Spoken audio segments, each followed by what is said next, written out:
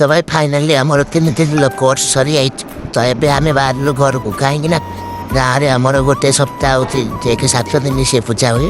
ପୂଜା ଦେଖିବାକୁ କାହାର ମନ ନଥାଏ ଭାଇ, ସମସ୍ତଙ୍କ ମନ ଥାଏ। ତ ସେଥିପାଇଁ ମୁଁ ବି ବାହାରିଲି ଘରକୁ। ଏପଟେ ମୋ ଭାଇର ବି ତା ଦେଇ ବାହାଘର, ସିଏ ବି ଚାଲିଛି ଘରକୁ। ଆଉ ଇଏ ପୁଣି ଗୋଟେ ବୋଲି ଭାଇ, ଆଉ ଆହାର ତ ଦେହ ଖରାପ, ମେଡ଼ିକାଲ ଚେକଅପ୍ ପାଇଁ ଚାଲିଛି ଘରକୁ।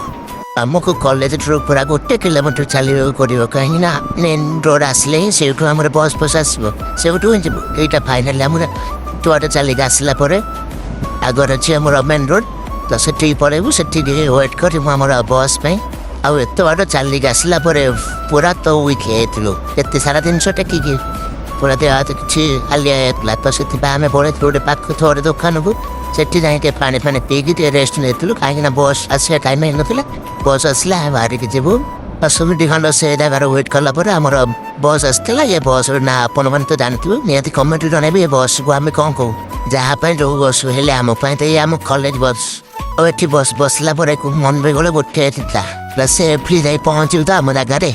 ସେଠି ପହଞ୍ଚିଲା ପରେ ଆମର ଗୋଟେ ବସ୍ ମିଳିଯାଇଥିଲା କଟକ ଯିବା ପାଇଁ। ତ ସେଠି ଆସି ବସି ପଡ଼ିଲୁ, କାହିଁକିନା ଫାୟାର ଷ୍ଟେସନରୁ ଆମକୁ ଯିବାକୁ ପଡ଼ିବ କଟକ।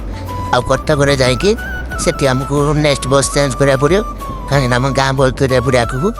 ଭୁବନେଶ୍ୱରଠୁ କଟକ ପୁରା 1 ଘଣ୍ଟା ଟ୍ରାଭେଲିଂ କଲା ପରେ ପହଞ୍ଚିଯାଇଥିଲି ନୂଆ ବସଷ୍ଟାଣ୍ଡ କଟକରେ। ପଟରେ ଆମ ଗାଁ ବସ୍ ବି ଆସି ଲାଗିଯାଇଥିଲା। ବସ୍ରେ ଟାଇମ୍ ହେଇନଥିଲା, ସେଥିପାଇଁ ମୁଁ ପଳେଇଲି ଆମର କିଣାକିଣି କରିବା ପାଇଁ। ଘରକୁ ଯାଉଛୁ ନା, ତ ସାନ ଭାଇ ପାଇଁ କିଛିଟା କିଣାକିଣି କରିବି ନା, ତ କିଣାକିଣି କରି ମୁଁ ପଳେଇ ଆସିଥିଲି ଷ୍ଟାଣ୍ଡକୁ। ସେ ବସିଲା ପରେ ବସ୍ ଟାଇମ୍ ହେଇଥିଲା, ଏବେ ଆମେ ବାହାରିଲୁ ଘରକୁ। ଚାଲ।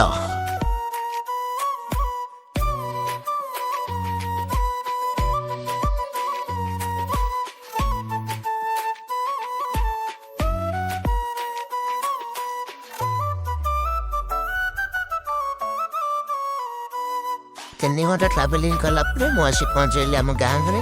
ମୋ ସାଙ୍ଗ ଏଠି ଗାଁ ପାଖରେ କାମ କରୁଥିଲା, ତ ସେଥିପାଇଁ ସେ ଯାଇପାରିଲୁନି। ତା ଗାଡ଼ିଟା ମୋତେ ଦେଇଦେଲା, କହିଲା ତୁ ଗାଡ଼ିଟା ନେଇ ପଳା, ମୁଁ ଯିବି ପଛରେ।